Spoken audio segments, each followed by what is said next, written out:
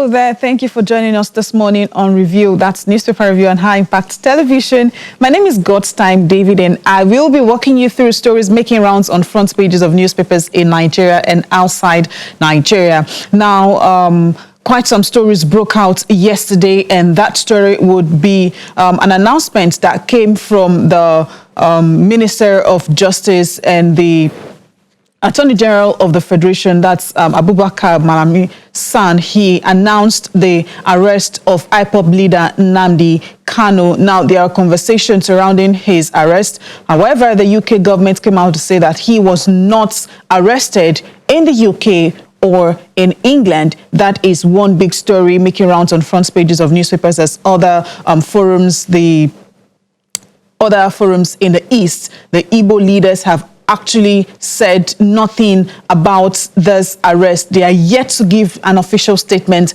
about the arrest. Also, we have a story in still on the Punch newspapers and Guardian newspapers. Governor Seyi Makinde yesterday dissolved his cabinet. Not everyone actually, but majorly he dissolved his cabinet yesterday. He did not give specific reasons as to why that dissolution happened. We're also looking forward to getting reports on that dissolution. Still getting stories that happened yesterday. 18 judges were promoted. Now, when we get to hear about promotions, and of course they are good news, but the promotion of these 18 judges leaves most of these cases dropped, because it means that these cases have to be gone through, the cases rather have to be started afresh. So the conversation is, how about they finish with their cases? How about they round off with these cases before they proceed to the promotion? Because it means that somebody else would have to take over those cases. The EFCC is coming out to say they have like over 1,000 cases to be heard that have not been heard. That is not only the story. We also have a story how petrol price, that is coming from Kyari. He says that petrol price should not go above 280 naira per litre. Good to have you join us again. Right about now, we have our guest standing by to join us. His name is Dr. Jide Johnson, a public affairs analyst. Good morning, Dr. Jide. Thank you for joining us. It's a pleasure to be with you, God's Time. And God's Time is the best. And pleasure to be with you. All right, so let's get to the Punch newspapers this morning. On the front page of the Punch newspaper, as well as other newspapers in Nigeria, is the story of Nnamdi Kanu's arrest that was announced yesterday by the Minister of Justice and Attorney General of the Federation. It was announced yesterday by the Minister of Justice and Attorney General of the Federation. Now, the conversation right now is not just surrounding his arrest. Now, remember that in 2015, he was charged on possession of illegal firearms, treasonable felony, terrorism, publication of defamatory matters on social media, and running an unlawful social group in the Southeast. Now, Nigerians are actually saying that if the federal government, if Nigeria's government has everything it takes to arrest Nnamdi Kanu, then they have everything it takes to put up a good fight against this bandit. How would you react to the story? That's false equivalence. As far as I'm concerned, let's separate the cases from one another. Nnamdi Kanu issue is about social self-determination and the right of who governs them and what kind of action to take in terms of management. That we don't have to separate that the issue of banditry and the rest and the insurgency with that. So I don't want us to make that mistake. So we treat each case on its own basis. As far as Kanu's case is concerned, government should do the needful for the right. Feel is right. Also, we must take into consideration right and fundamental human right for by the Constitution, and all of those should be followed. With this, and we want to relate to the effort that men put in place concerning the arrests of Nnamdi Kanu, and what identity has put in place to the issue of agitations, use the same resources to insecurity. I believe we are achieve great results. And that's drawing different kind of systems. People, government will use they have shot some charged to court security on the basis of possession of firearm, forming a social group that is to disaffection in the country. Now, the government should be able to confines of Nigeria to test elements of this country. All right, let's still talking about Nnamdi Kanu's arrest and the agitation for Biafra. Now, I took a sneak peek to social media and saw what a lot of Nigerians had to say about this agitation. Do you think that this arrest is going to, in any way, slow down the agitation? Because the Afenifere, they've actually not made like a strong statement, right? And other groups in the southeast have actually not made any strong statement. But do you think this arrest is going to reduce the agitation or make it worse? The cry for self did not start today. I studied history while I was doing my A-level. There was a nation called Yugoslavia. Out of Yugoslavia came Croatia, Serbia, Montenegro, and the rest of it. So if you know in history, the nations we have in this world 100 years ago are they the same nation today? Was Nigeria a nation in 1900? So the issue for self is like you saying that agitations for local government and state government, as the creation of government in Nigeria stop the agitation for local government and state creation in Nigeria. People always agitate. People always want self-determination. So it's just for anybody to be deceiving himself to believe that the arrest of one person will stop agitation. No, it might even be what will be the catalyst for those agitation. If issues are not addressed, people will always cry for self-determination, for their right to determine national cost. So as well this will stop it. So as Soviet Union, my bad, countries like Ukraine, Latvia, at this point, they are part and parcel of part of USS. At this point, even in Great Britain today, and despite the fact that they had a referendum 4 years ago, they are still calling for another referendum to determine their self-determination. So there's nothing you can use to quest self-determination. When people feel, make a demand. All right, now still talking about this agitation before we move away from AIDS. Now, you did mention that it could even increase the agitation, thereby leading to some insecurity challenges or crisis that Nigeria is at the time trying to curtail, trying to curb. Now, what do you think can be done at this point? Because we've not heard anything from the East just yet. Well, it depends on the federal government goes about case. It depends on it. Don't forget the basis for his second arrest was that he was arrested and he was taken to court and he jumped bail and the case has been filed. So everybody, both local and international observers, are waiting to see how federal government goes about prosecuting this particular case within the confines of the Constitution and within the framework of his own fundamental human right.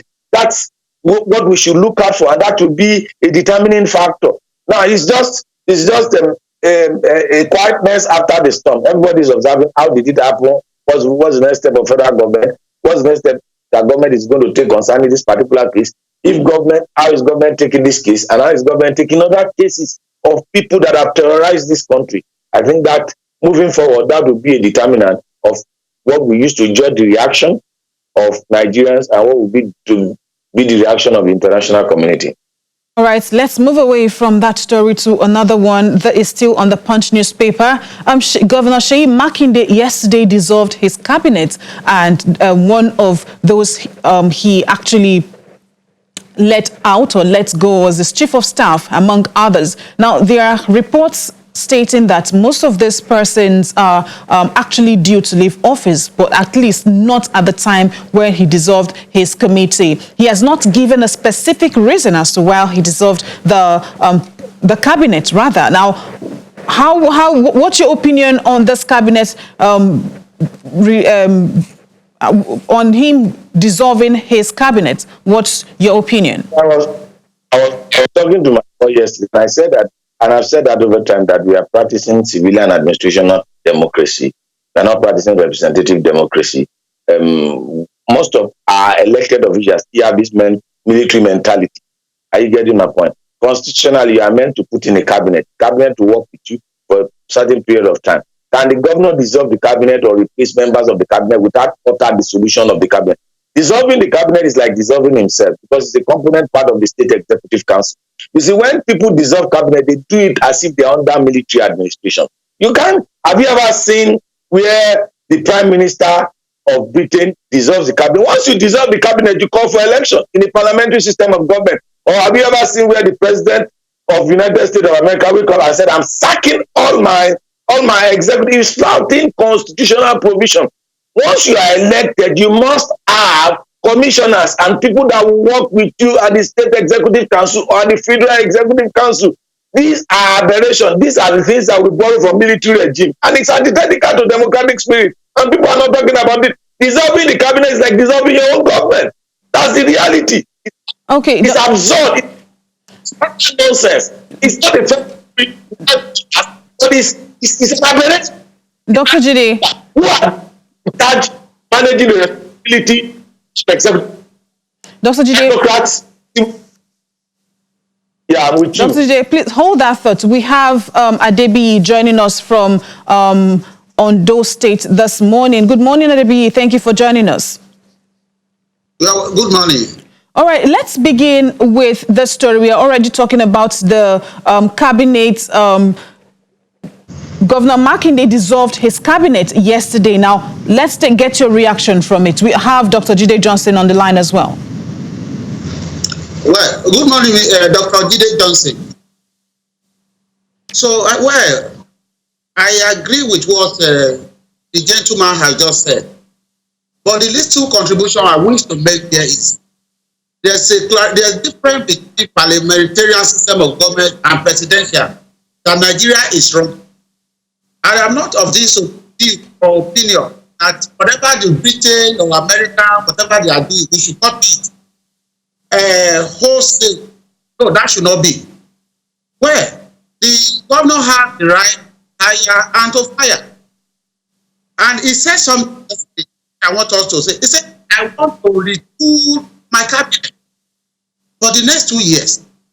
So maybe he has appraised them and it is over that has to change them. So let's give him that benefit for the benefit of God. We want to move the state forward and watch out what will happen. But the process now, I don't know. The military aspect of firing without giving them the decency of terminating their appointment. Maybe that is not that Nigeria, we should move us from this military to democratic issue. Oh. You know, apart from that, everything he did is okay. Thank you. Dr. Johnson, have you heard what Mr. Adebiyi just said? Now, he is actually talking from another angle. But let's look at it this way. These people had just barely a few months to leave office, and the cabinet got dissolved without any cogent reasons why they got dissolved. Now, let's get more light on that before we move away from that story. Can a pilot fly the plane? Can a governor run the state? Why did the Constitution make a provision for state executive council Now you are going to appoint new commissioners. The process of appointment, the process of screening by the State House of Assembly. How many weeks or if you feel like changing your, I guess that the governor should, and then probably the list will have been before the State House of screen as is replacing this cabinet is inaugurated. This is set out to table. Let us tell ourselves the truth. Can't break principle or to achieve result. Well, Get to get result. Get a executive council and now state function be at a state of comatose for a certain period. Politicking will get into it. People will start lobbying left, right, and center, and then we waste a lot of time and a lot of resources. And governors and president and elected officials should understand this fact. They are only elected for a tenure. It's a period. By May 29, 2023, if you win the election, it will be inaugurated. If you lose the election, it's going back home. Why do you think all God presidents are they already have their cabinet?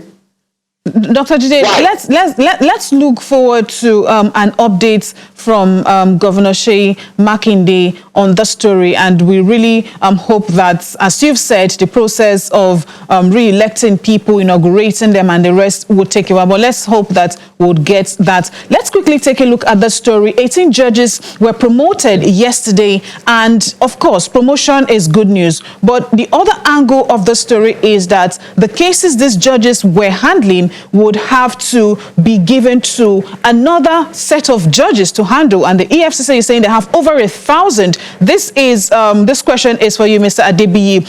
What do you think that the Supreme Court should have done that they did not do? Thank you. Normally, as you said, we have to congratulate the new judges for their promotion. That's what they deserve. It's a constitutional matter. It's a statutory matter. So let's congratulate them, and I join all Nigerians to congratulate them.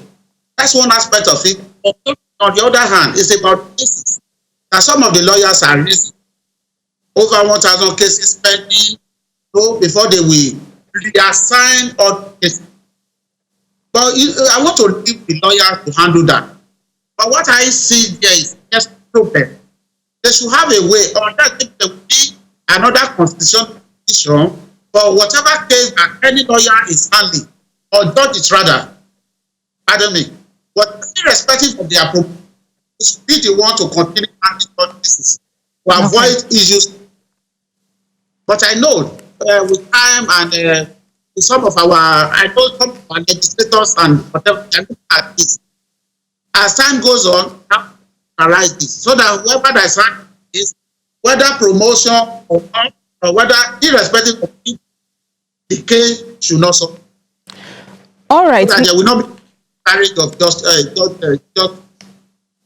All right, let me get to Dr. Jide on this. Now, before we wrap it up very quickly, most of these judges will still be there, but there are calls that it's going to be too stressful, it won't be convenient. Most of these cases already took 3 to 6 months. So having them go over these cases afresh might not be so convenient. How do you react to it? Well, it's just for us to have, and it's up. That the president was a general of 12 years and assist. So I think area we need justice denied. Why would it? This is when you have all your evidence. That we always have. In most cases, putting agents. Okay. So we'll have not got evidence. Just people, and then people are criminal on the page of that platform for the actual start. So I think those are areas that we need to look in. You can't tie somebody down when there's, but we must look at in the administration. Okay. They dispense with that. These are the issues. And this will not be the last time we have All right, Dr. Jide. particular. Thank you so much, Dr. Jide. I must thank you for your time and thoughts joining us this morning on the show. Thank you. And as well as Mr. Adebi Orila Bawaye. Thank you for joining us this morning. Pleasure to be with you. Thank you.